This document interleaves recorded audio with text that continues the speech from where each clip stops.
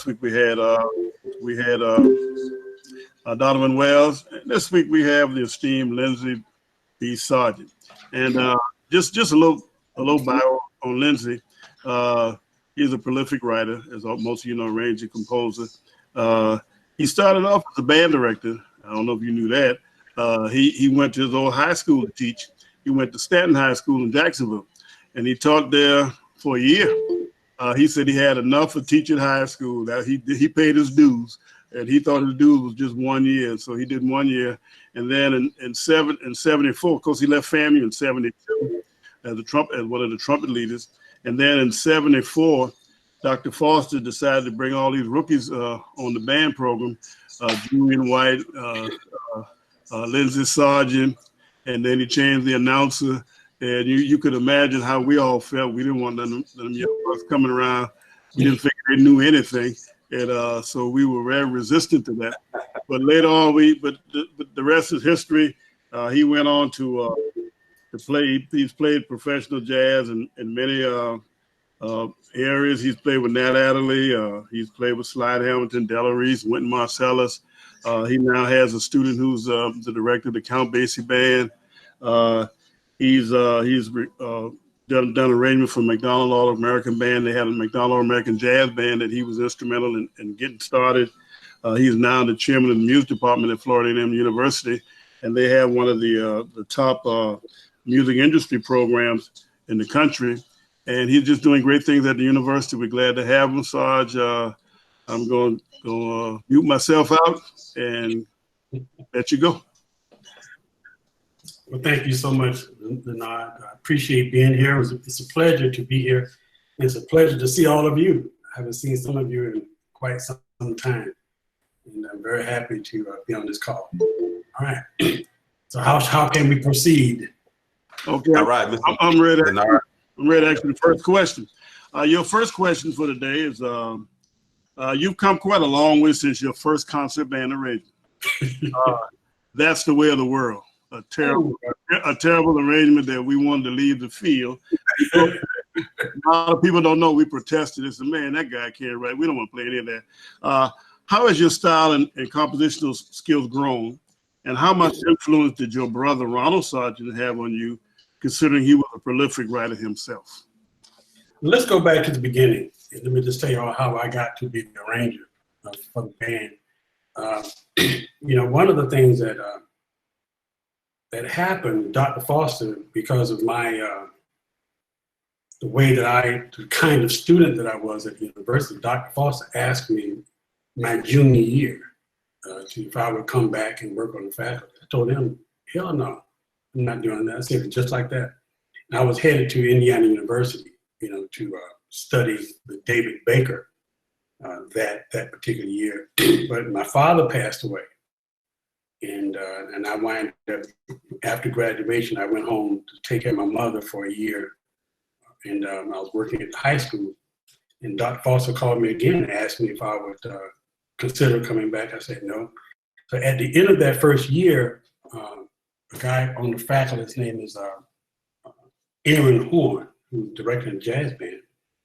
He resigned that July. And the doc called me again and made me an offer that I couldn't refuse. A financial offer, salary and all, that I couldn't refuse. And he wanted me to, he wanted to hire me not as the arranger, but as directing the jazz program. He wanted me to establish the jazz program, direct the jazz band. I said, fine, and I did that. But what I did not know is a year into my tenure at FAMU, the arranger, Richard Powers, resigned under whatever conditions. And to make a long story short, Doc asked me if I would arrange it. And to go back even further, is that Richard Powers, who was the arranger, would not teach me as a student. I was a threat to him, even as a student. I was a threat because I was a jazz pianist, and my harmonic sophistication was much more than his. Dr. Foster recognized that. I did some arranging for the band while he was there, and the band would give me a standing ovation, and they didn't applaud his arrangements at all. Doing that when I was in school. But then that's why I was a logical choice, because Dr. Foster always liked what I did. And in fact, I learned how to arrange from Dr. Foster. Dr. Foster told me he didn't really teach me like line by line. He gave me a stack of about 12 to 15 albums of all of the big white schools, their marching band. And he said, what I want you to do is go and listen to these records, because Doc knew I had perfect pitch. He knew that I can mimic anything. And I took those albums and I listened to them, University of Michigan, Michigan State, Purdue, Southern California, all these albums that were out, marching band albums. And he said, I want you to listen to them to learn how to write. He said, more importantly, learn what kind of sound you want. More importantly, learn what you don't want your band, your arrangements to sound like. And so as I listened to those albums, I learned what I did not want the band to sound like. Then that first year I was there, I got into grad school because I was hired with a bachelor's degree. And I got in grad school and I was able to study with Charlie Carter, who was the arranger at FSU. And he and I bumped heads a lot because his whole concept of arranging was more symphonic, and mine was based upon sound and power instruments. And so we got along very well. I learned a lot from Charles Carter. I learned what not to do. I learned how I did not want my arrangements to sound. So then when I was in college, I wrote for a lot of high school bands when I was in college, and the one college band that I wrote for exclusively was North Carolina Central. I wrote for that school for a number of years, all the years I was in college. I did my first arrangement beginning of my sophomore year when I was 18 years old. And my first arrangement with Doc wind up publishing it on the Family Spirit album, which was a piece called Point After. That was my very first arrangement. And Doc loved it. And the band played it for a number of years. And we still have it at our book. We just don't play it. It's called Point After. Whenever the football team scored, we would play this Point After piece that I wrote. It's the original piece that I wrote. And I did that when I was 18 years old. And so the rest is history. When I started writing for the band, I really had no idea what I was doing as an arranger. You mentioned that piece, that's the way of the world. I remember writing it because I had to do it almost overnight. So I really didn't know what the hell I was doing. Doc said, this is it. And he said, the best way to learn how to swim is to get in the water. And so I got in the water that first year, McCloud. I got in the water, and the rest is history. Now, in terms of my brother's influence, Ronald had a profound influence on me because Powers would not allow me to take the arranging class, right? But Ronald took the arranging class. He and Warren Duncan. Y'all know Warren Duncan of Tuskegee. Yeah. He and Ronald. So what I would do is I would copy Ronald's notes that he had in Powers' arranging class, and we would talk arranging. But Ronald wasn't really an arranger when he was in school. I was the arranger. And so when Ronald graduated, he worked at Tuskegee University, and that's where he started out. He started doing his arrangement. But what I wind up doing is sending him a lot of my sketches. He would score for Tuskegee's band, and he kind of got on the bandwagon, and he learned to be a prolific arranger. I miss him because he was my sounding board. Ronald was the person that told me this sucks, or this is good, you need to do this, you need to do that. So he and I had a very, very good personal relationship, and of course professional relationship as arrangers. I would send him a piece, and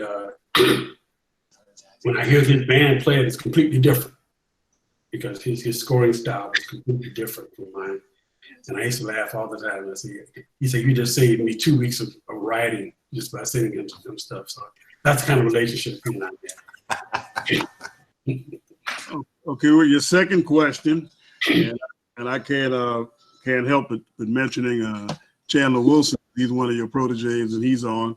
What tips would you give to a novice or veteran arranger as they work to improve their writing skills?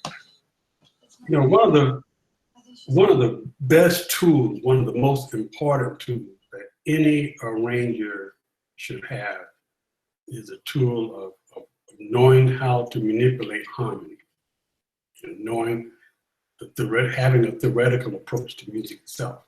I don't know of any arranger who who's worth their salt, worth anything that doesn't know anything about music theory.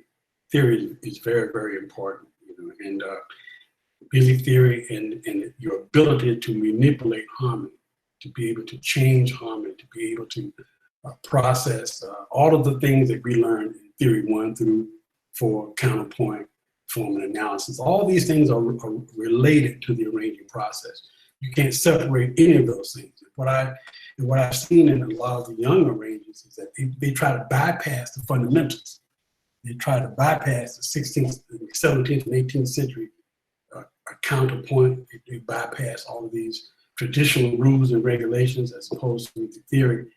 And it shows in their arrangement, because their arrangement lacks a certain cohesiveness, you know, just in terms of harmony itself.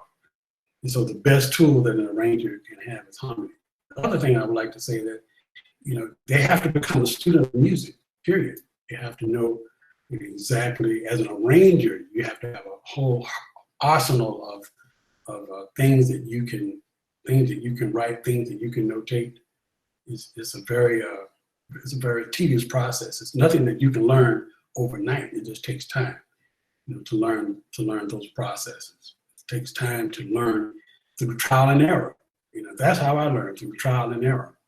You know, you're all talking to a person who I hated any arrangement that I ever did the first years of my writing. And Dr. Foster once told me, if you ever say that you like an arrangement that you did, he said that's when that arrangement was suck big time. And I remember that. I remember I went years without really listening to my arrangements that I've done. I hated after the band learned them. I really didn't like them because I'm my worst critic, and I always wanted to do things differently. You give me a second chance to do an arrangement, it's going to be done differently. And that's where I learned. And that's the process that a lot of young arrangers don't go through. You know, sometimes you have to be your worst critic, and you have to sit down and analyze your own arrangements the same way you would do your students. You have to sit down and say, this just not going to work. It's not working. And the other thing too is that it's very difficult to write for marching band, especially to write stock arrangements. That's why stock arrangements don't really sound right. Because one of the first things I do, all of my years of working with FAMU, I wrote very specifically for FAMU. I wrote for the instrumentation that we have. If we did an arrangement one year, and then we're going to do that same arrangement next year, I may have to make changes to that arrangement because the instrumentation is not the same. You know, you might have good trumpets one year, you might have great trombones next year, but not year after, so forth, so all of those things have to be adjusted in your arrangement. So for the young arrangements, young arrangers, I have to say that you just have to know everything there is to know about the organization that you're writing for. You have to know their strengths, you have to know their weaknesses in order for your arrangement to be coherent. You know, and you have to have a very vast knowledge of music theory. You have to have a vast knowledge of sound. You have to know, see, I process music a lot differently from most people. You know, when I hear a song, like I hear a song on the radio, every key, we got 12 keys, every key is different. It has a different sound, just like apples and oranges. You know, they're both fruit, but they all have different sounds. So when I hear a note, when I hear a piece that's written in E, I know that that's E because E has a certain quality. G has a certain quality. C has a certain quality. And so you have to think about the acoustics of the instruments. You know, as an arranger, you have to know the optimum ranges of all of them. You have to know the total range of instruments, so you know exactly how to write for certain instruments. I don't know any arranger that's good that doesn't know the range of a clarinet, that doesn't know the range of a piccolo, doesn't know the range of a bass clarinet or baritone sax. You have to know these things in order to be an effective writer. You know, so all of that. And so when I hear a piece, you know, I already hear the notes. You know, I know what key it is. I know exactly the notes. I know exactly the chords. And what I try to do is embellish that arrangement. That's what it's all about. You know, it's all about embellishing. It's all about making it better than the original version. That's one of the things that I try to do. Maintaining the integrity of that piece, whether it's a concert, band, drill, whatever piece I'm writing, I want to maintain the integrity of that piece. I know a lot of arrangers try to write a lot of notes, try to write a lot of high notes. You know, sometimes that's not the right approach to take in an arrangement. You want to maintain the integrity of that arrangement. I'm not going to ever forget, in 1983, I think it was, when I first met Michael Jackson. You know, we were in Los Angeles. And that year, the band was playing, the McDonald's band was playing this tune called Bad, and something else, Man in the Mirror, something like we were playing. And when I was introduced to Michael as the arranger for Florida A&M, he said, wow, he's not familiar with what y'all do. And he complimented me on his pieces, because, you know, Michael is he's a guy who's very sensitive about his creativity. And he said that one of the things that he liked about my arrangements was that I maintained the integrity of his piece.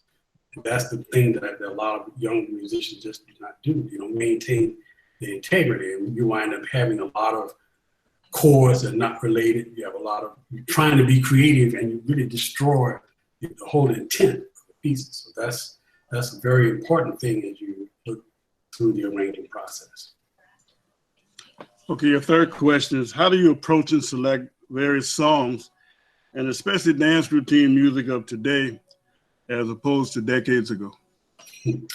I think the major difference in my arranging today's music, and all of you who are arrangers, you all can attest to the fact that the music itself is just different.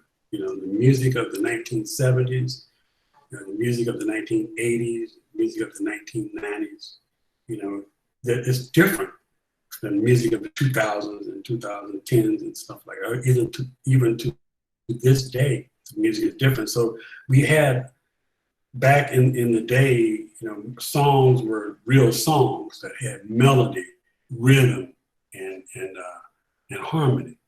But like a lot of the songs now, the top 40, top 50 songs, these are the top 100 songs. Sometimes they're made by people who are not musicians.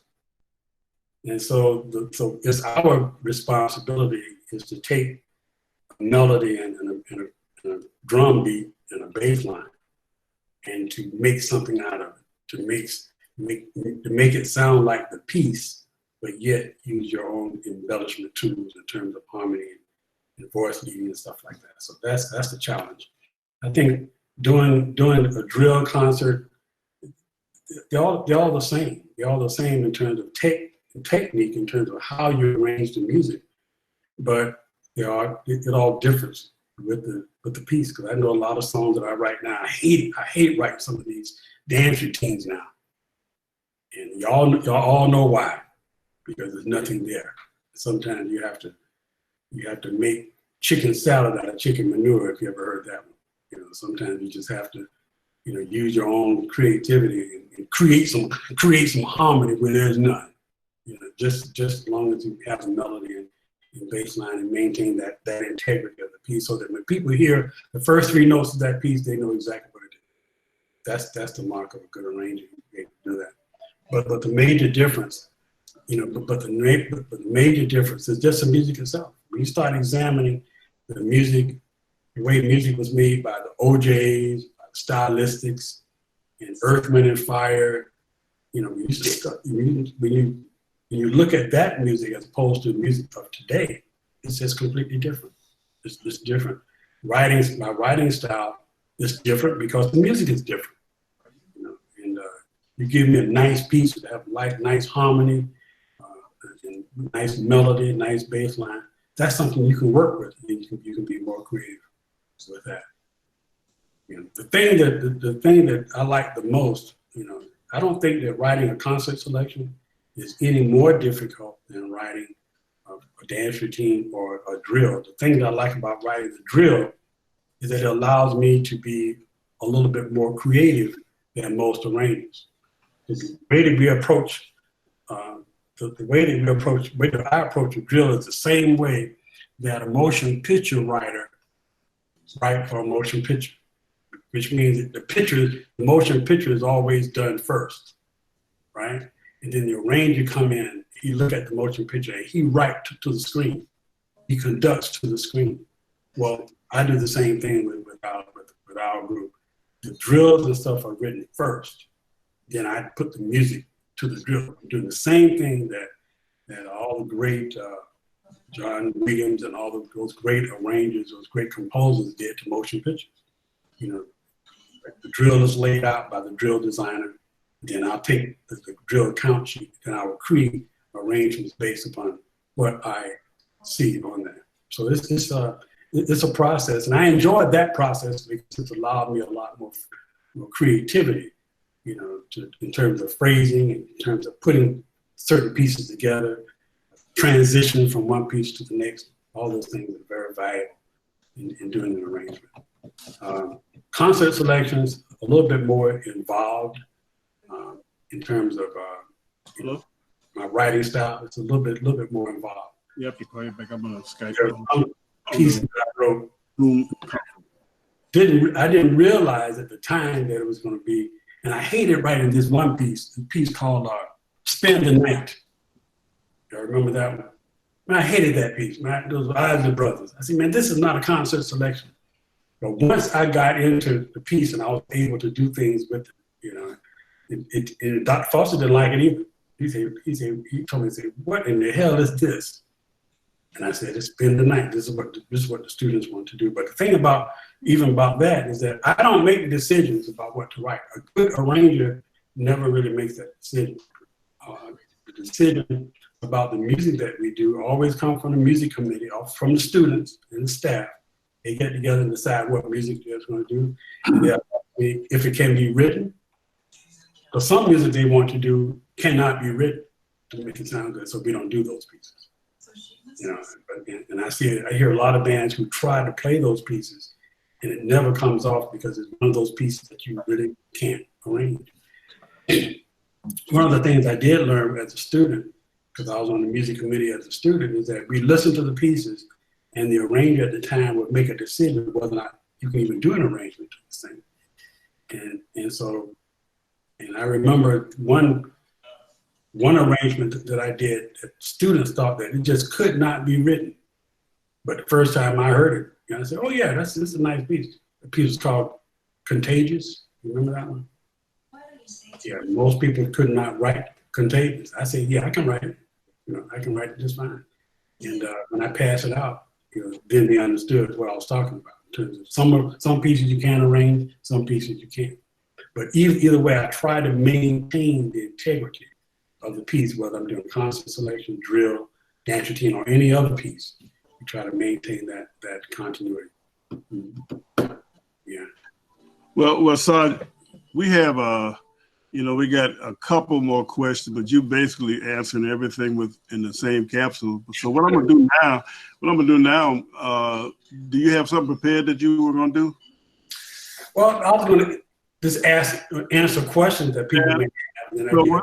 So Stackhouse, what we need to do is that you got so many questions. We're just gonna let the people ask questions and okay.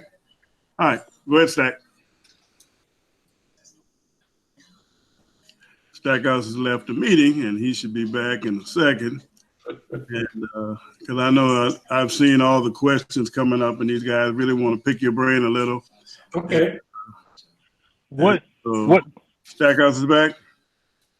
Oh, this is Eichelberger. All right, Glenn. Hey, what's going on? What books would you recommend for mastering of counterpoint? Kennan, Counterpoint. Kennan, Counterpoint. Counterpoint. Counterpoint is something that has evolved over the years, but the foundation for any counterpoint is in 17th, 18th century counterpoint. That is fundamental. All the rules and regulations for counterpoint is the same. This has been the same for hundreds of years. And people ask me all the time, well, how do you write your counter melodies? I say I utilize 18th century counterpoint contrapuntal techniques, you know, and I don't deviate from that. And of course, you have your rules and regulations, you know, about parallel, fourths, and fifths. Yeah, but when you start using contemporary harmony, some of that stuff is relaxed because you can't get around it. You can't get around using parallel, fifths, and fourths. But you know, but the concept of species 1, 2, 3 counterpoint is still the same. Right? One note to two notes to one, three notes to one, four notes to one, five notes to one. Concept is still the same. The concept of writing a good melody is still the same. The concept of rules regarding skips and leaps is still the same. And whether you're writing symphonic music, or whether you're writing jazz, or whether you're writing marching band music, basically the same stuff.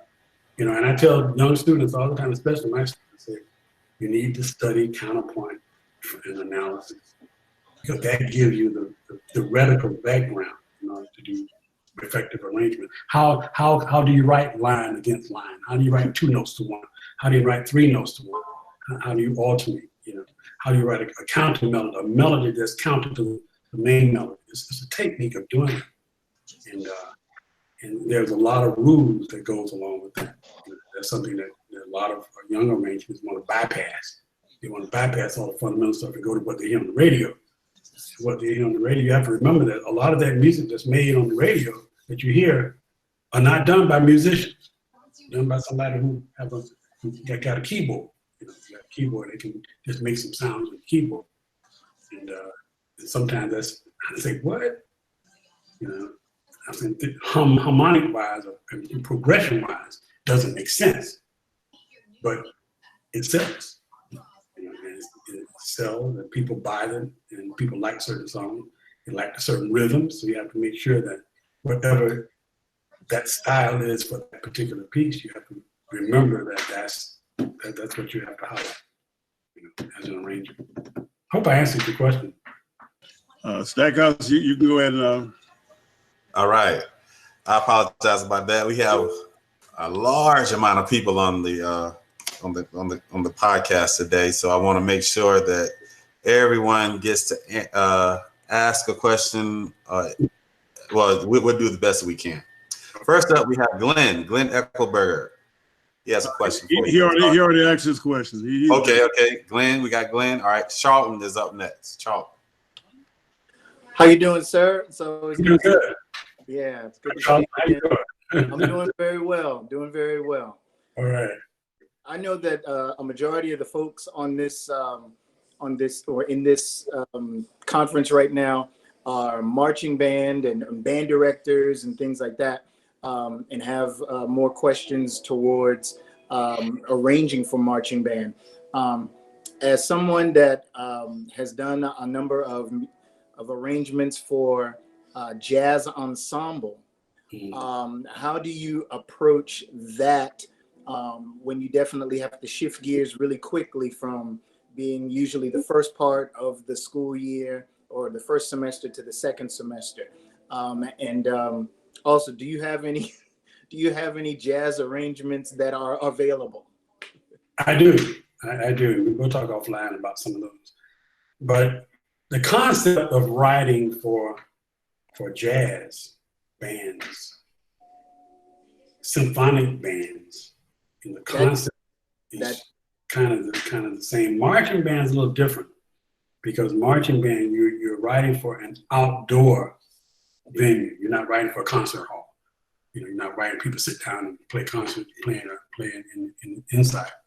And so you have what we call power instruments, you know, for marching band. There are only three. A good arranger only writing for three instruments. Writing for trumpets, trombones, and tubas. That's it. Everybody else will double whatever they do, you know. And writing for jazz band is a little different because now you're actually this is where your harmonic skills come in, your harmonic sophistication, because you can't write a 1-3-5 chord for a jazz band. You know, you can't write a 1-3-5-7. It has to be voiced a certain kind of way in order to get a certain kind of sound. And so what I teach my arranging students, I have them to buy this book called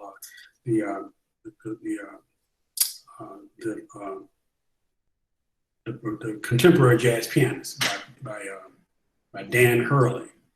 And what that does is teach you how to voice certain things at the piano, how to get a certain sound at the piano. And that sound can be transposed to jazz band, or it can be transposed to marching band and symphonic bands to a certain degree. It all depends on the kind of music that you would do. But definitely, the concept of arranging is the same no matter who you write for. If you're doing an original composition, as Chandler will probably tell you, you're doing an original composition, you have freedom to develop your thematic material in a way that you desire. And your success as a concert band writer is how many timbres that you can touch, how many different combinations of instruments that you can do to get certain kinds of sound out of symphonic band. But marching band, you're kind of limited to those sounds. You want people to hear what you do. Now, I've been very fortunate being at FAMU that we have had a very large woodwind section. So by me putting those woodwinds with the brasses, it opened up for a symphonic sound, and I'm able to use those woodwinds in a way that they complement whatever the brasses are doing. That's the key. And so I know some bands that have woodwinds and they don't play them. They put weird woodwinds in the background. No, woodwinds are just as important as the trumpet. You just have to know how to use them to get the master to augment whatever the brass section is doing.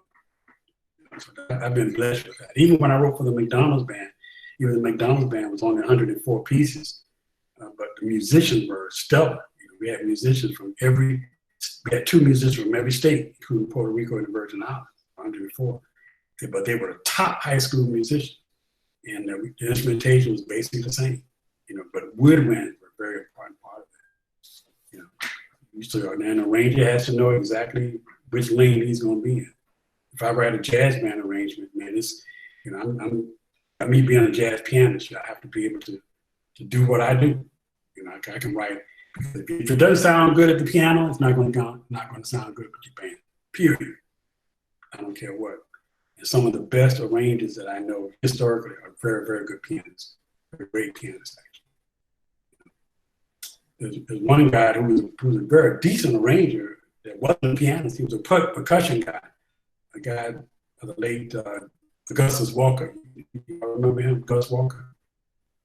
Yeah, Gus Walker was a band director. He was a band director in Louisiana. He was a percussion guy. He didn't know how to do piano at all, but his arrangements were very profound because he mastered the art of tango, putting together timbres, the marching band. Yeah.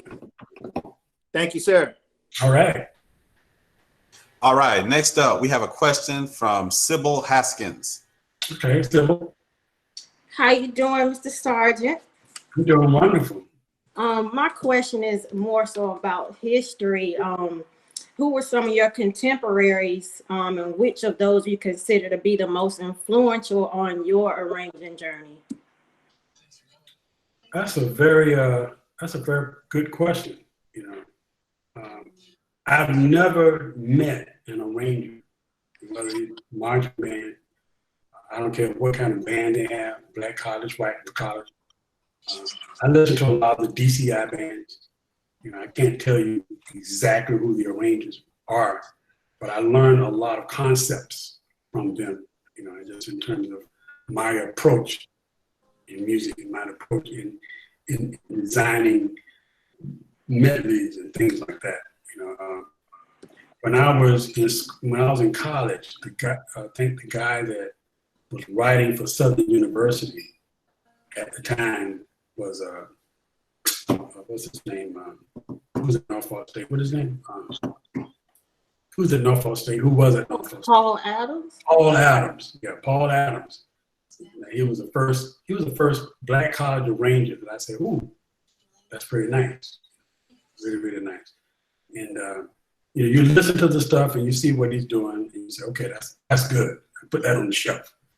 And then you start listening to other people, and you wind up borrowing things from a whole lot of different arrangers, even some of their young arrangers who have very, very good ideas in terms of putting together the music. I'm in Honda Battle of Bands.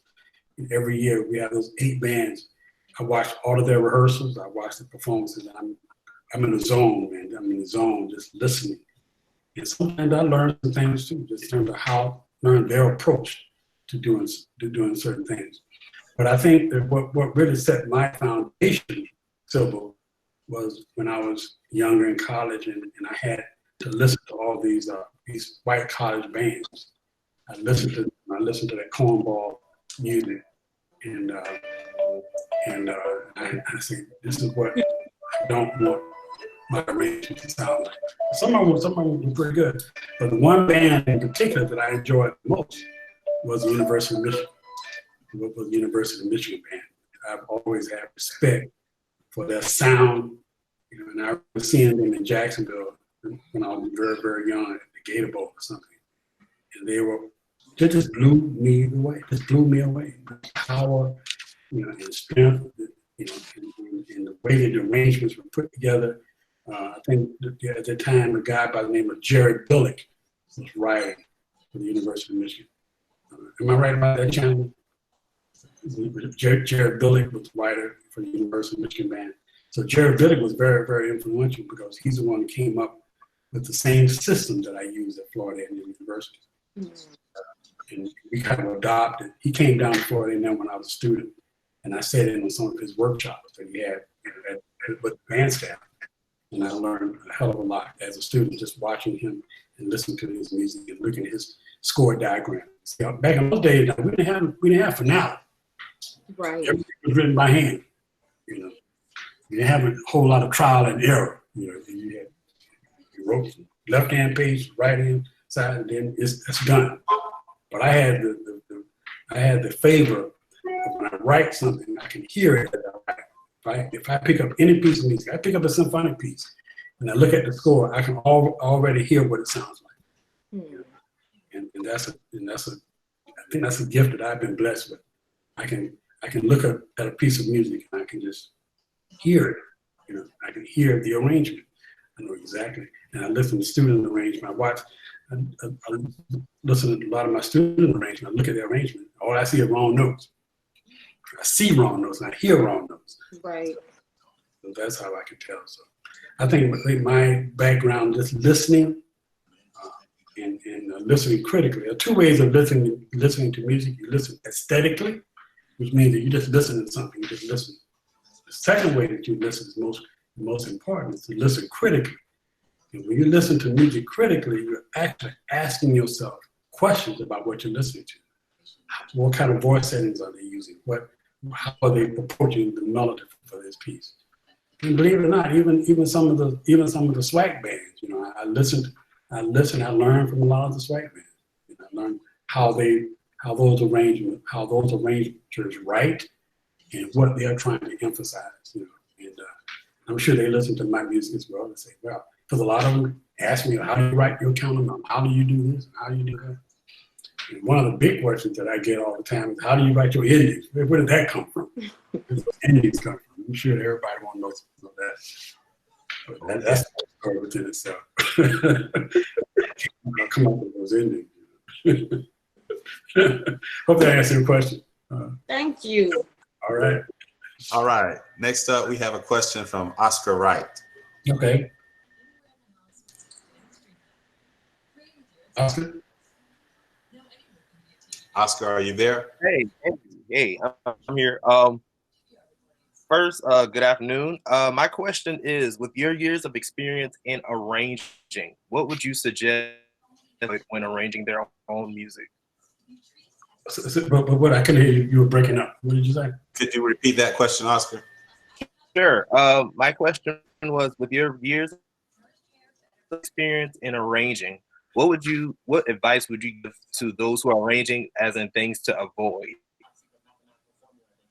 One of the main mistakes that I hear in young arrangements is writing in the correct key for band. And that's the most important thing. There's one arranger, I'm not going to call his name because I don't want to, but man, if a piece is written in B major, that's what he's going to write. He's going to write that piece in B major. And I'm hearing all these these frequencies, you know, messing with each other, and it's there's no way you can tune your way out of that. You know, that's one of the biggest things, just the writing in the correct key, and knowing exactly who you're writing for, because a lot of people want my arrangements, right? And say we've had 44 trombones, so I'm writing this piece with a trombone feature. Well, your high school band director asked me for the piece, and he's got 2.5 trombones, so he can't adapt that arrangement for his band. So what I have to do is rewrite it, you know, for his band. I have to rescore, because every instrument every instrument has a dual capacity. You know, there are instruments, if you don't have a tuba player, there are some instruments you can use in place of the tubas. Baritone sax, bass clarinet, you know, even baritones at times you can add as tuba players. You know, tenor voices, you know, you got your clarinets in the lower register, you got your tenor saxophones, you got altos. So just to know how to manipulate the different instruments. I've written for bands that had 6 trumpets, 2 trombones, no French horns, 3 baritones, 1.5 tubas. You know, and so what you have to do is balance, find ways of balancing, you know, those instruments and making sure that they speak very well, especially on contest shows and things like that. Yeah. Mm-hmm. All right, Jamie.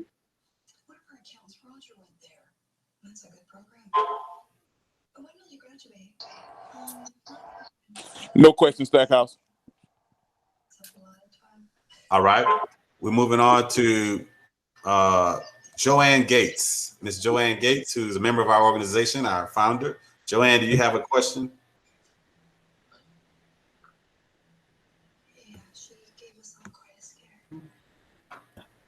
Joanne? Okay, yes. Can you hear me? Gotcha. Yes. My question is, are you planning on creating an original composition?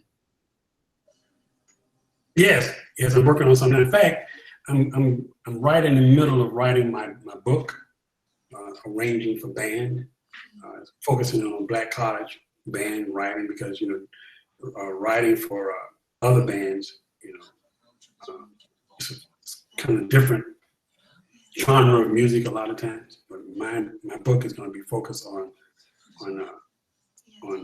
writing for bands, and I have a lot of original material that I'm using for music examples, and some pieces that I've written are just original pieces to avoid, you know, copyright issues. You know, I can create other pieces.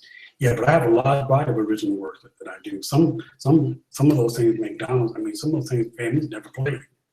You know, I've written certain things for contests, for high school bands all across the country, celebrated high school bands. I've written music, and I've written like a drill with a production piece, and everything is original. Yeah, I have a lot of that stuff. I don't play it too often, but I do have a lot of it. And when I come out with my book, make sure you all will see a lot of that stuff. A lot of my original examples that I use to get certain kinds of sounds. All the different voice settings that I use. You know, there are 10 basic voice settings, but I use sometimes about 20, 25, 30 voice settings. I intertwine stuff all the time. And that's nothing but voicing. Voicing is the key to any successful arranging. And even writing original material is very, in these days of copyright issues, everybody know about Trey Sona and all these other places who want you to pay for this copyrighted music. You know, original material is very, very important.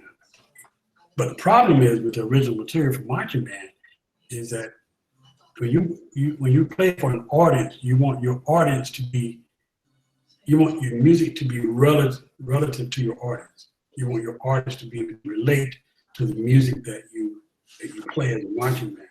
Well, if they don't know the piece, you know, then they're not going to. They'll just sit back and look at you. But in order to engage them, that was one of Dr. Foster's philosophies. You know, Doc believed in making the music for halftime shows relevant to the audience.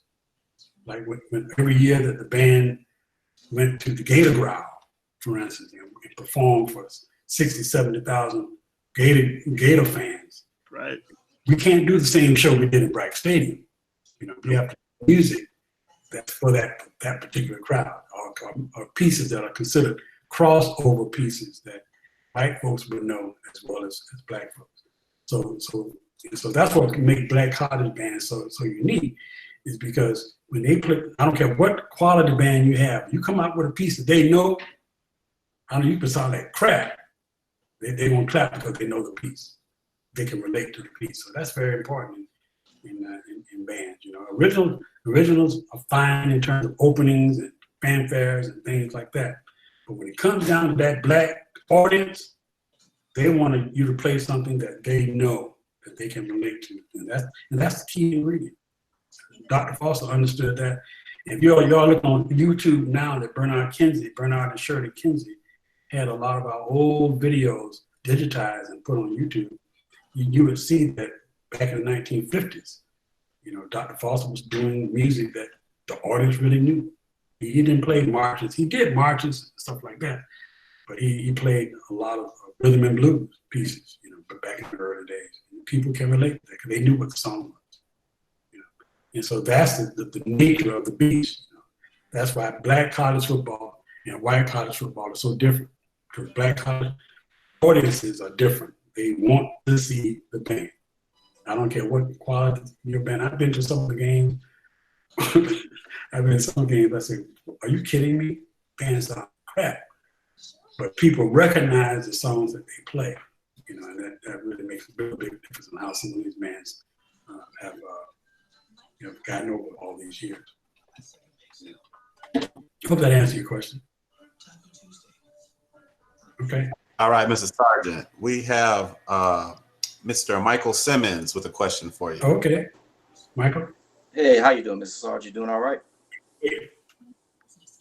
Hey, my question is I wanted to ask, what is your approach to writing the complex chords, such as the 9, 11, 13 chords, the augmented chord extensions, diminished chord extensions?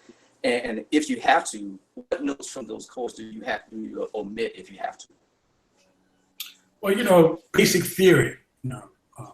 My basic theory 4, when you start getting into tertiary harmony and 9th, 11th, and 13th chords, you're always taught that the main part of a chord is a root and the third. Okay, the 5th is one of these notes that you can definitely leave out of a chord. So if you use a complex chord like a 9th, 11th extended chords, the most important note is the root, third, and the 7th. And you have to have the 3rd and the 7th in order for a chord to be a 9th chord, in order for it to be an 11th chord or a 13th chord. The 7th has to be present. If you don't have a 7th in that chord, what you have is like a C major add 9 or C major 11, without the 7th. Or you have a C6-9 or 6-9 chord, those kinds of things. So, that's why I said earlier that the arranger's best possible tool that you can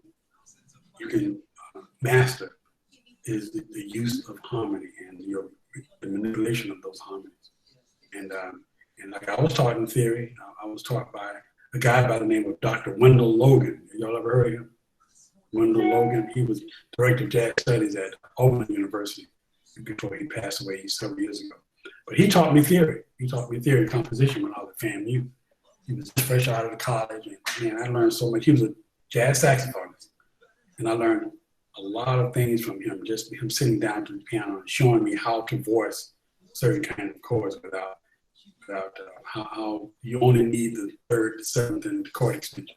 And he taught me all the notes that can be altered, flat, or sharp. Those things are really different. The more chord extensions you use in arrangement, even in jazz band, the more chord extensions you use, the better. But one of the guys that I admire the most in terms of how they use their harmony is Thad Jones. If you ever listen to Thad Jones as an arranger, you see these complex chords, and when you start analyzing, they're not that complex at all. There's certain chords but he's voicing the chord extension. You can only sharp or raise, sharp or flat a 9. You can only raise the 11, and you can sharp the 5th. You can flat the 5th. And when you have a chord that have all of those chord manipulations, and you got like a cluster of harmony that's very, very unique sound, but it's still the same chord. Like some arrangers do 1, 3, 5, 7, 9, 11. But when you invert those things, you create certain kinds of dissonance, And but the one note that's always absent from these complex chords is a 5th. Howard, we're starting the program now. I got a 3 o'clock meeting. Wow. That makes sense. Make them really tall. Yes, it does, sir. Would you please mute your microphones, everyone, please? And next up, we have a question from Miss Crystal Williams. All right. Hello. Question actually is ironic that you brought up endings, because that was the first thing that came to mind. How do you approach ending a song, and what tools do you use to decide on how you're going to end one of your arrangements? Ooh. First I got a shot of vodka. No, I'm just kidding.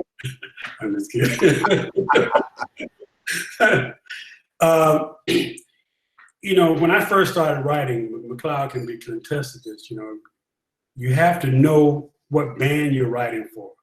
But more importantly, you have to know who's going to conduct your arrangement. And Dr. Foster was a prolific conductor, man. He loves conducting. He was very fancy in his beats and stuff.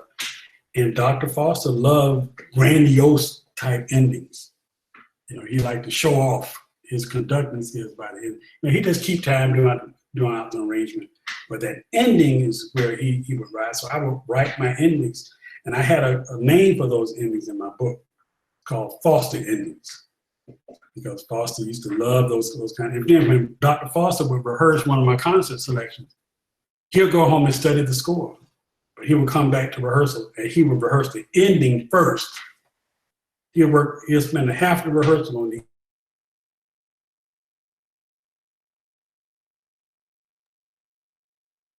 way that I do it, I have my ways of manipulating harmonies, and there are 5 different ways that I manipulate harmony.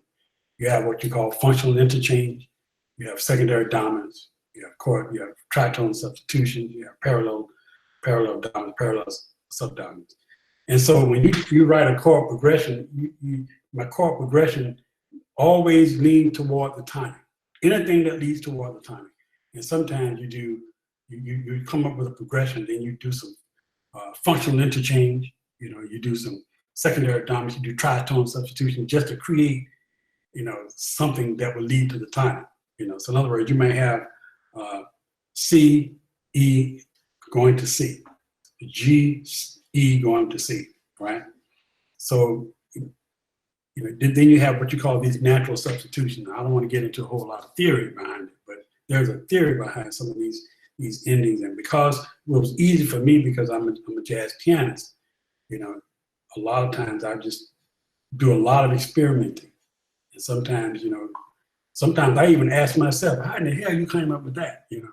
There are certain songs that I've heard, recently, songs like We Fall Down or Open My Heart, Spend the Night. I say, how did I come up with these endings? And a lot of times I do what we call a thematic overture type endings, where I use the thematic material, a motivic material from some parts of the piece, put it at the end. And sometimes y'all may not recognize it, but I'm very motive oriented. So a lot of my endings would have pieces of some of the melodic material inside the piece. If I were to give you a score and say, go to this ending, tell me where this ending came from, it's somewhere inside that piece. So that's my approach, primarily. The thing that I hate sometimes, I hate to listen to these arrangers where they'll write a piece, they don't end it, they just stop. They just stop playing. They do a dance routine or concert band, they never write anybody. They just come to a point and just have a last note. And sometimes that last note is in unison.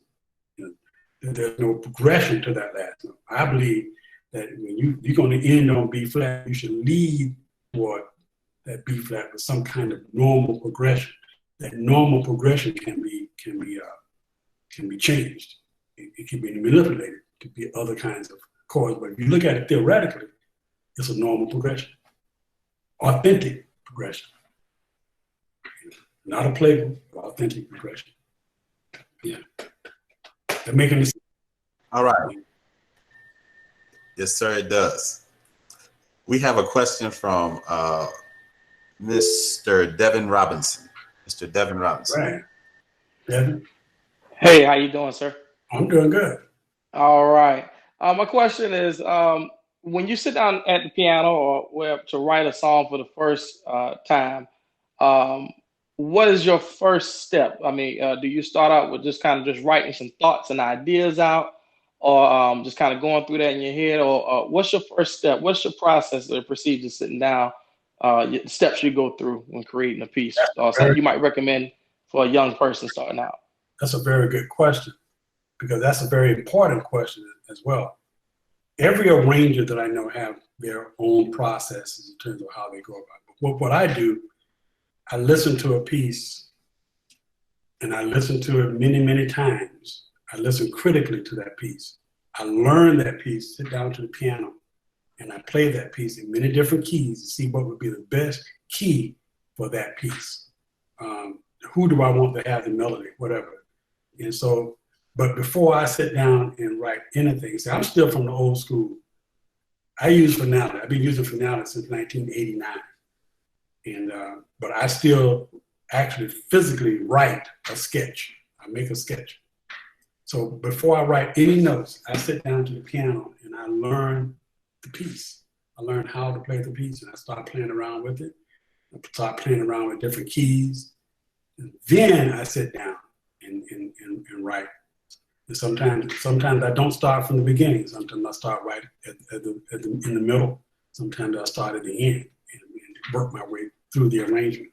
So there are all different kinds of techniques, but the main thing is that I listen and I learn the piece first, even as simple as dance routines. You know, dance routines, you know, you have these tunes that are just melody and bass line.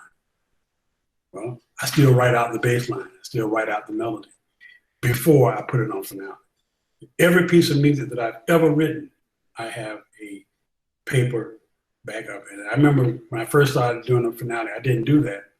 And in 1993, man, I wrote this thing called Soul Train Drill that we had. I spent 6 hours on that drill, writing that drill. Got right to the end, and my computer crashed. Oh. I lost it all. I learned a very valuable lesson. I said, I will never do that again. I thought that by me starting out writing, and the reason why I don't start out with finale is because, you know, it stifles the creativity. You work about how to do finale that you're not thinking about the arrangement itself, how to do it. So I write, and anybody that's seen my sketches like McCloud, you know that I'm a lot more sketchier now. I don't write all the notes out the way I used to. I write, you know, I write that I do scribbling lines to fill in the harmony because I know what the harmony is going to be. So my sketches. And then there was a time when Dr. Foster would take my sketches and rehearse the band. I do 3-line sketches. You know, one for the trumpets, trombones, and basses, and maybe the 4th line for percussion or whatever. And but I have to conceptualize the piece first. If I don't write anything unless I can conceptualize, unless I learn the piece. And sometimes it just takes me a while to learn pieces. So even starting with something as simple as a verbal sketch, you know, just writing those ideas is a good way to start just before you jump into jumping on finale. Absolutely. I will put everything down, you know, so you can look at it. You know, what I do when I make a sketch, I'm also hearing it as I make the sketch. And then when I go on finale, then I start manipulating it, you know, adding new things. But anything that I add to finale of the arrangement, I go back and put it on the sketch. So if anything ever happens, I still have the sketch is like your blueprint for building a building. You have to have a blueprint. I don't know anybody who just started building a building, just laying some concrete and building some walls. You have to have a plan. You have to have a plan for the arrangement. That's what my sketch does. everything that I've ever written, every arrangement, I have sketches on them. And I can go back in my archives and pull out any one of my sketches and rewrite the same arrangement because it's everything is right there from my sketch. So it's just a matter of conceptualizing, you know, the piece. And so sometimes it's very difficult. You know, sometimes I'll sit down here and work it and I go get dinner, come back, you know.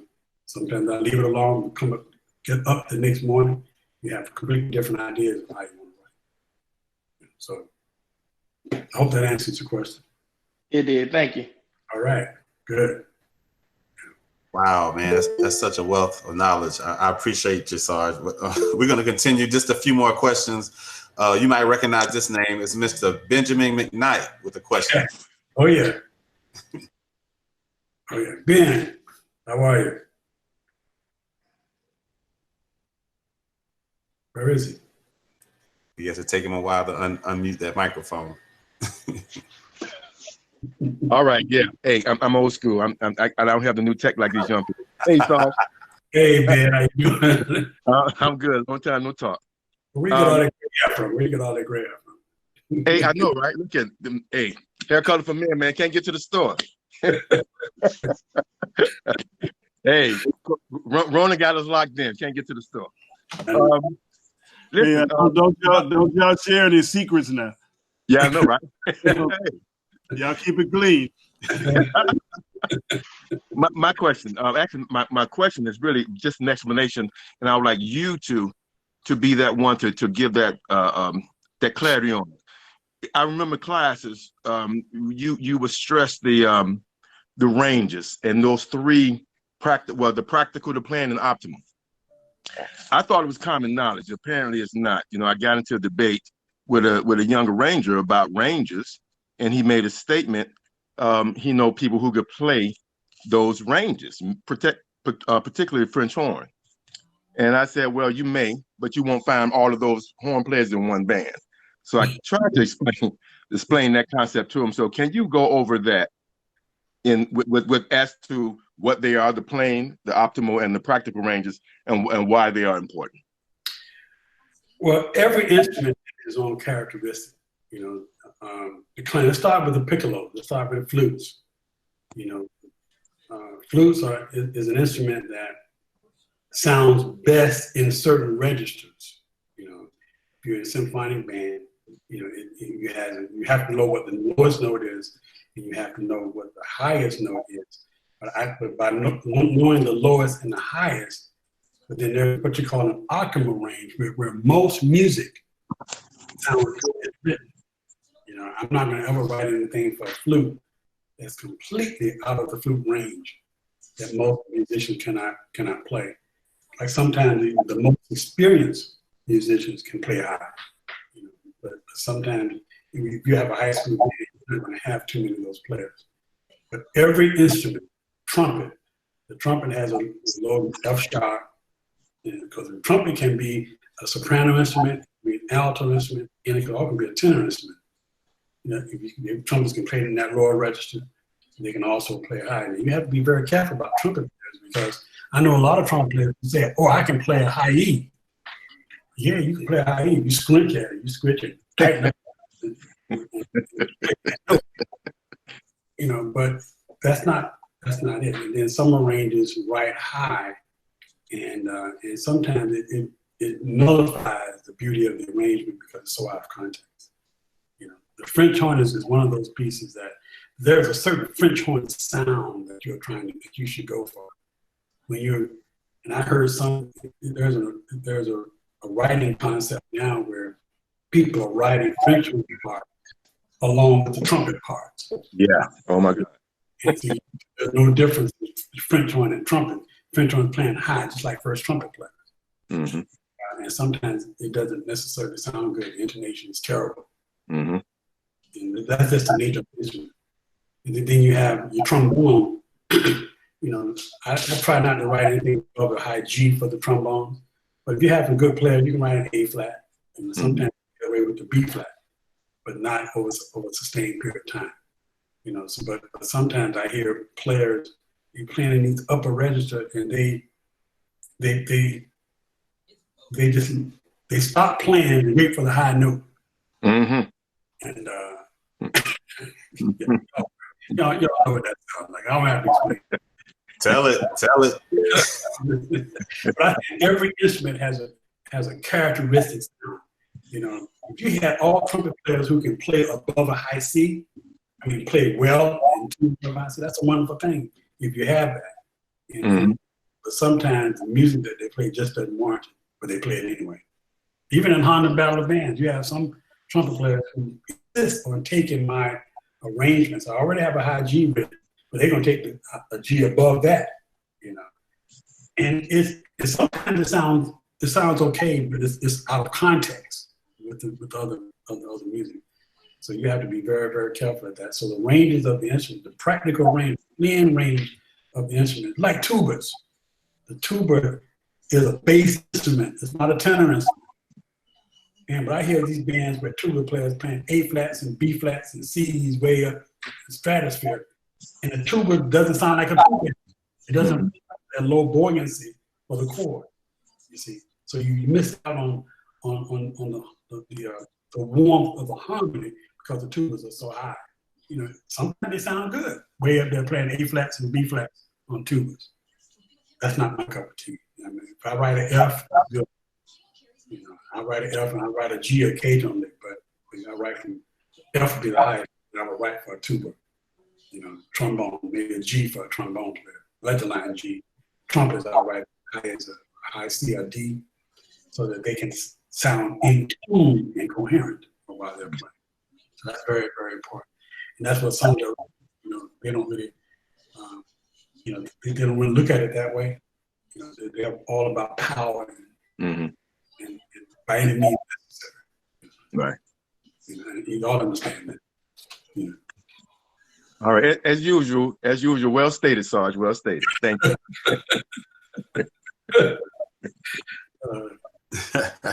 Thank you, sir. All right. Next up, we have a question from Chris Cook.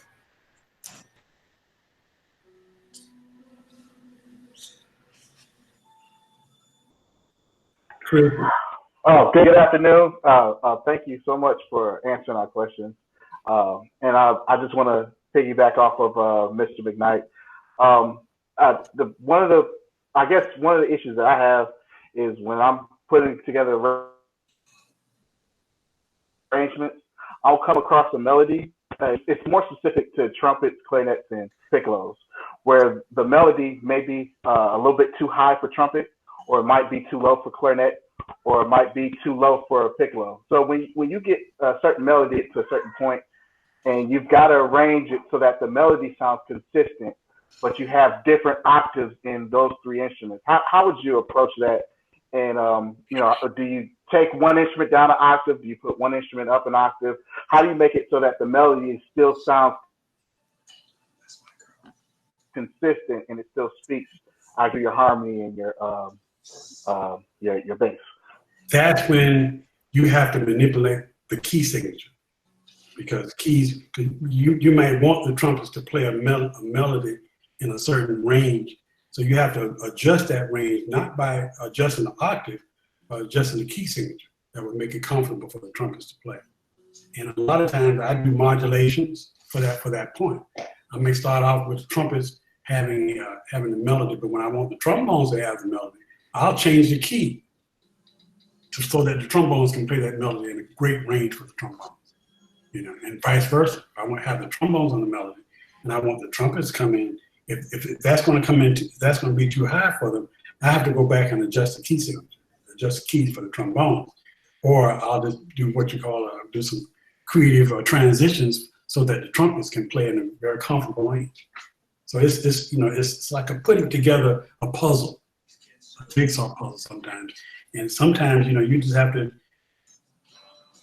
do what you have to do to make sure that that those instruments are comfortable. And it all depends on what kind of instruments you have too. But I always, man, you might find a piece that's written in A flat, and that's the original key is A flat. But A flat may not work because you have your trumpet who that's going to put your trumpet a little bit too high. So you take the key down to F, or you take it down to E flat, or even down to D flat, and that will work a lot better for the people that you want to have the melody. And that's the same thing about published arrangements, you know. The published arrangements, you know, they have to do things standard-wise. So you have standard keys. It's not too high, not too low. And in fact, the rating on some of these pieces for contests and stuff is, you know, the range is very important. Talking about grade 3, 4, 5, and 6. It's all about ranges. It's all about ranges. And sometimes as an arranger, you have to adjust the keys in order to make it work. I do it all the time. Because you have to decide, who do you want to have the melody? If I'm in A flat, and that melody is way up there, the A flat, good, an octave. So what I do is change the key where it will sound good, right in a very comfortable range. And then that would dictate what key I want the song.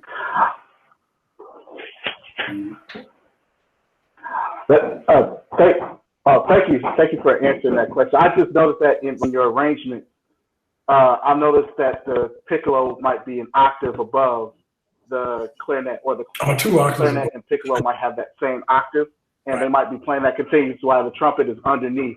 And it no matter what I hear, no matter how loud the brasses are, I can always hear that clarinet and that piccolo through the group. And I was just wondering if that was like a certain technique. Clarinet and the piccolo play the same note on the same octave. The piccolo is always done an octave higher. Because of the sharpness of the piccolo, it's going to sound an octave higher. And sometimes our piccolo take that and take it up an octave, so they'd be 2 octaves above everybody else. And by having 2 octaves above, it gives them a little bit more presence in the band. Where if they played exactly the same octaves as the clarinets, piccolos may not be heard. So in order for them to be heard, they have to be up an octave. And I write my clarinets up an octave from the trumpets, and that helped that overtone with the melody of the trumpets. Clarinets always, I write my clarinets maybe first and second trumpet or first and third trumpet up an octave. And give it that balance of the melody. Help out the trumpets. Because when you start putting together the timbre of a trumpet and a clarinet together, or the timbre of a first trumpet, clarinet, and piccolo, or flute together, that's a wonderful sound. You know, so you have to know how you want that sound to fit in with the other part of the arrangement.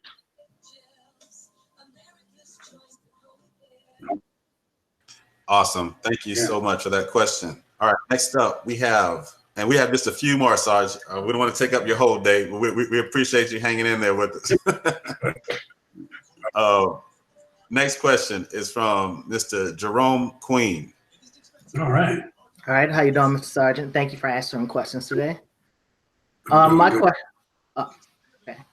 question is, in the arranging groups around on Facebook these days, we have discussions about percussion and writing for percussion. When I learned you wrote for the whole band, from your piccolos down to your bass drum and cymbals. And some arrangers, even at the college level, don't seem to think that's necessary. What are your thoughts? About writing percussion parts? Yes. Well, I don't really write percussion parts because some of the percussion players are percussion majors. Man, they have a very, very great handle on writing percussion parts. You know, so that's one thing I don't really bother. But sometimes I do write percussion parts. When I wrote for, I do percussion parts. I do a sketch percussion for Honda Valley bands. That's so that we would have a starting point for everybody playing together. But for our group, you know, I very seldom write percussion parts because those guys are much more creative than I am. And if I had to, sometimes it takes just as much time to write percussion as it does a full band arrangement. So you got to conceptualize chords and, you know, snare drum and bass drum, tunable bass drum, how it's going to work. And I just turn it over to the authorities. When I 10 years, 11 years that I did the McDonald's All-American High School Band, I wrote the arrangements, but I sent my arrangements to the guy who was percussion instructor at UC at USC, named Jay Wanamaker. And Jay Wanamaker, he'd take my arrangement, he'll write percussion parts, send it back to me, and I'll take it and put it on the score. And it worked very, very well for me because I never had to write percussion. You know? But I learned a lot about by watching to see, because he's a percussion expert. I don't know if y'all know Jay Wanamaker. Y'all know Jay Wanamaker. He was a USC for a long time now. And then he started working for Yamaha. I don't know what he's doing now. But man, he's one of the most prolific percussion writers that I've ever seen in my life. But he wrote for 11 years. He wrote arrangements for the McDonald Band, and I just marvel at the way that he made the music, the way he augmented the music, you know. And he was very, very resourceful in the way that he wrote. And I've kind of picked up on some of that stuff. I know how to write percussion. I can do it well, but I don't like to.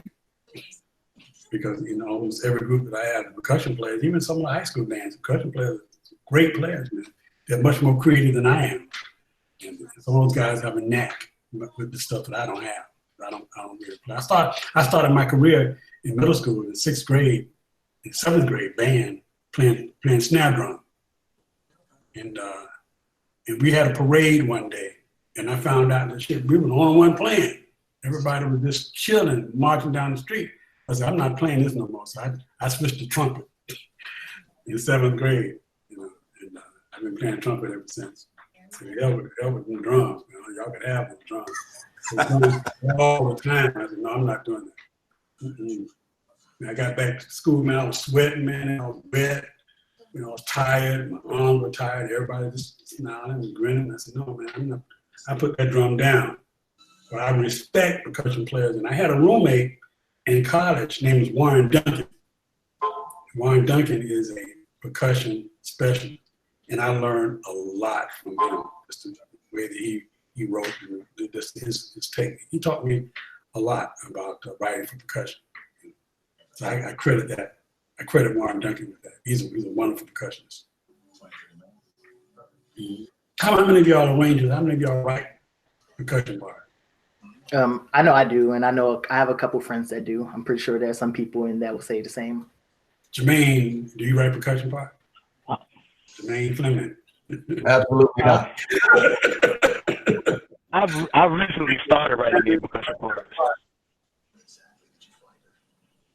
Chandler, do you write percussion part?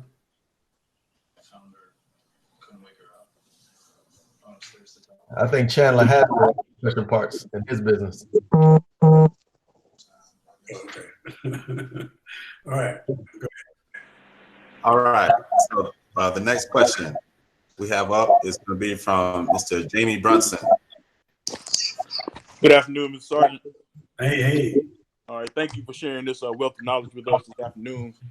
So my question is, you touched on it a bit earlier. You had the opportunity to march for your brother in Orangeburg, South Carolina State.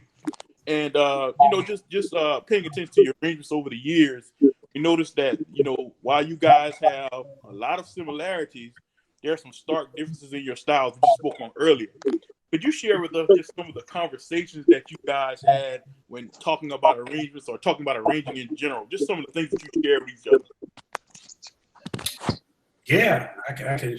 Yeah, like I said, Ronald was my go-to person. Ronald would critique my arrangements. I would send him a recording of my arrangement, especially when we started doing finale in the 1990s, and they could actually hear the arrangement being played. Prior to that, it was just written. We all wrote music by hand, so y'all don't know anything about that. Y'all too young to know about writing these 11 by 17 scores, these big scores, and But Ron and I used to share ideas all the time. He would always. I remember Ron wrote this big elaborate introduction to Star Spangled Banner. Yes, sir. You know what I'm talking about? Oh yes, most definitely. And he sent it to me. And he sent it to me and said, "I need you to tell me what I'm doing wrong with this." And we just talked about it, measure by measure, and we kind of got some things straightened out. And of course, I don't ever take credit for anything that Ron has done. Ron was a great arranger himself, but he wrote that. I love the way he conceptualized that introduction to the Star Spangled Banner. I think South Carolina State is still doing it. Yes, sir. Yes, sir. I think they're still doing that introduction that he wrote to the national anthem. Yes, sir. But that's just the other kind of conversation we have is who are the movers and shakers in the band? What is this band doing how do they perform? How did Jackson State do it? How did Southern University? And we would start comparing notes about bands and stuff like that. And of course, we had a very, very healthy. When we started doing finale, he didn't really know finale at first, and I helped him a lot, learning the program. And once he got it, he got it. He was up and running. And I must say about Ronald is that, we're brothers, we're blood brothers. We got the same mother and father. Some people think we're twins. Mm-hmm. But I remember one time, I don't know what year it was, McCloud, but we played South Carolina State at the Orange Blossom Classic. And we wind up doing the same music for the drill. And that's 75.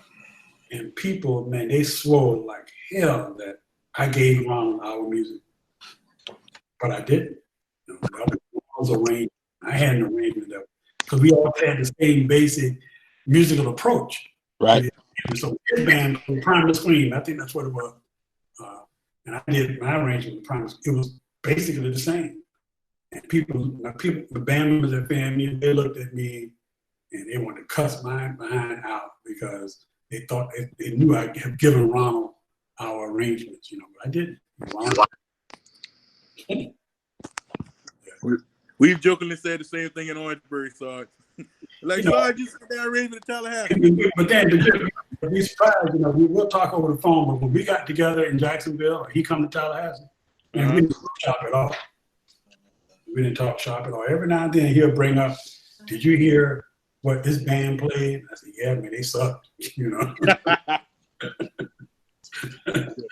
Yeah, but I miss him, man. I miss him because we miss him too. We miss him dearly. Hey, thank you, Mr. Sarge. We appreciate it.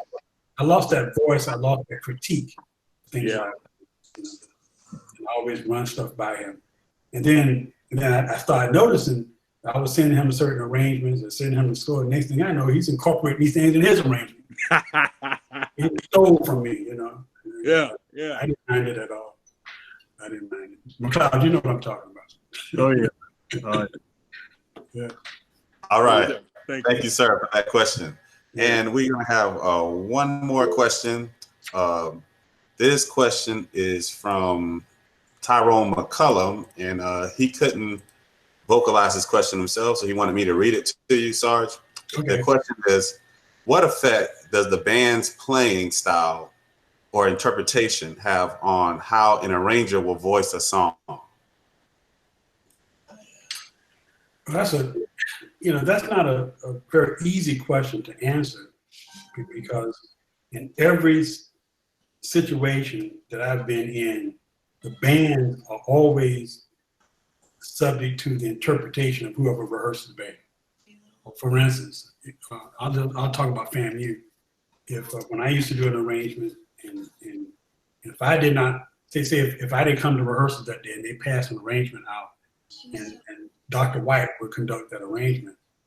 Well, by the time I get to rehearsal, things that he did with that arrangement, I have to go back and change some things, and vice versa. Sometimes the thing that I enjoyed about Dr. Foster and Dr. White, and now Shelby Chipman, is that I can write certain things and I have something in mind, but I love the way that they interpret certain arrangements. Like Dr. Foster would make a phrase sound like I didn't write it. I wrote the phrase, but the way that he would rehearse that phrase, one note at a time. Doc he used this concept of legato staccato. The way that he would work that, the way he would work that phrase. I sit back and say, "Damn, I wrote that," and that's the beauty of somebody who's a musician who can interpret what you do. And what I do now with Shelby Chipman.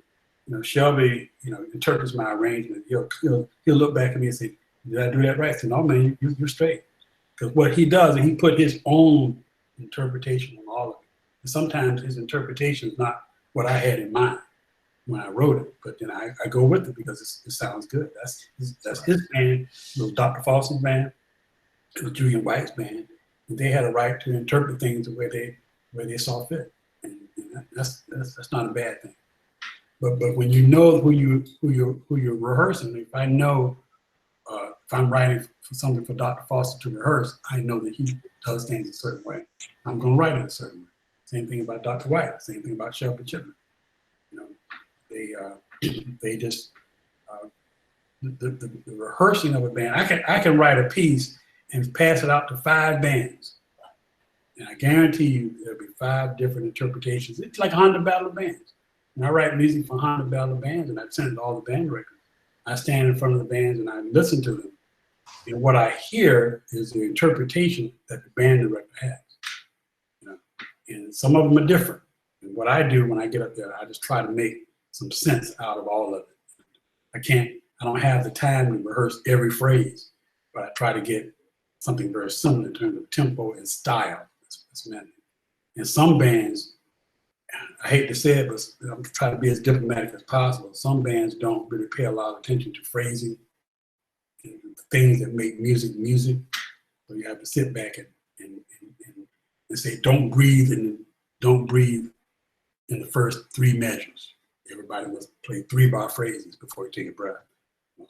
Sometimes it's not taught that way.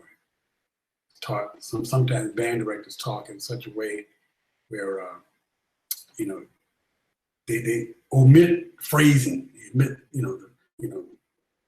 they just breathe, let students breathe in any way they want to. Sometimes students will play 2 beats, take a breath, and play another 2 beats. So it's the director's fault. It's the director's ideology in terms of how they rehearse a piece. That's very, very important. If you have a musical band director, you're not gonna ever have to worry about that. But you have some directors who it's all about power, and sometimes phrasing is the thing to get lost in the music. You know, in things that I write. I was criticized by some bands. They said, "Oh, Mr. Sarjeant, yeah, I like his arrangement. He writes too many lines. We don't like to play lines. But we can get crunk on the lines, whatever that means." Okay, in other words, you play a melodic line. You can't play that melodic line quadruple forte, you know, not like they want to play. They have to actually play that line where it sounds good within the confines of their great range of the instrument. Because I want a French horn to sound like a French horn. I don't need a French horn to sound like a trumpet. You know, I don't need a tuba to sound like a trombone. You know, I don't need a baritone horn to sound like, you know, a French horn. Every instrument has its own characteristics. So it's left up to the director to interpret it that way. And sometimes most directors do a great job at Honda, and most of them do a great job in rehearsing the band. And I just have to maybe rehearse tempos and things like that. But I think for the most part, they all do a great job in interpreting the music. And I write it in such a way where they can't miss. So I have to write it. When you write it for mass bands, you have to write it a certain kind of way. The way I write for mass bands is not the way I would normally write. You're talking about 1,800 musicians spread goal line to goal line. And so it's very important that you write it a certain kind of way so everybody can play basically the same phrasing. Awesome. Well, sir, it does. Yeah. And we appreciate you, Mr. Sarjeant. We appreciate everything. And if everyone could entertain me for a moment and unmute your microphones so we can give Mr. Sarjeant a rousing round of applause for submitting his time, giving us a great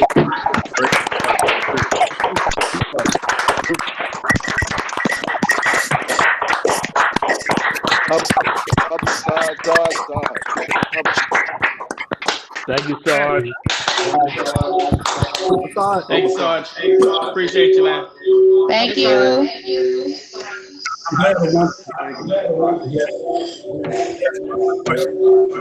right. You can go ahead and mute those microphones back. And Mr. McCloud, did you have any words? Well, he was so good. I don't know if we're gonna have a part 2 in June. I know. Would everybody like a part 2 in June? I mean, of course. And maybe what I like to do. How about next week? We'll negotiate with you, Sergeant, about a part 2. But it was marvelous. I really enjoyed you, man. Thank you so much. I appreciate it. I enjoyed it. And you all need to contact me if you ever need me for anything. Okay. Oh, will do. All right. Before we get out of here, I just would like to say that this was presented by AMMEA, the Advocates for Music and Music Education Association, where our mission is to cultivate, support, and enhance music and music education, particularly in the state of South Carolina, through fostering academic partnerships, professional learning opportunities, and resources for classrooms. And Mr. Sarjeant, we appreciate you, and we think you contributed to this in a great way today. And we would just like to say thank you, and thank you all for tuning in. We'll be back on next week at 2 p.m. with another professional development experience for you all. So thank you. You're quite welcome. My pleasure.